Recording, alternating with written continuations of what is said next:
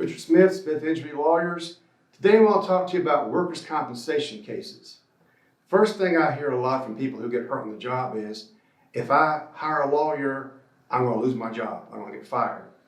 And that's really not the case. Now, the problem is in South Carolina, we have what's called it's a right to work state, or what some people call right to fire state. Basically, is unless you have an employment contract which gives you specific guarantees and rights, you pretty much can be fired for any reason. And that's good for employers, and I'm an employer as well as an employee.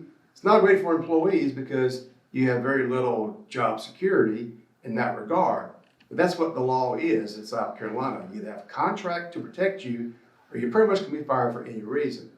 Now, with that being said, I've had numerous workers' comp clients who have suffered injuries, some of them severe injuries, who went back to work for the same employer, no hard feelings, no problems whatsoever. Because it comes down to this: if you're a valuable employee and your company wants you on the job because you provide a valuable service to them in some way, they want to keep you.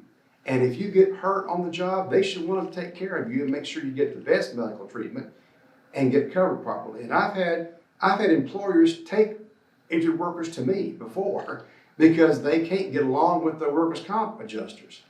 It's a different situation. The employer, unless they're a fully self-insured company, the employer themselves are not the ones necessarily calling the shots.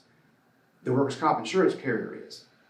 And I've had clients before who were seriously injured on the job. The employer saw them get injured. They fully supported their employee. They wanted them to get the best medical care and get back to work, and the carrier was causing problems. And I have had actual cases where employers have taken their clients to me and said, I've heard about you, help him, he was hurt, my insurance company's not willing to take care of it. So don't make the mistake to believe that if you're hurt on the job, you're going to get fired, okay?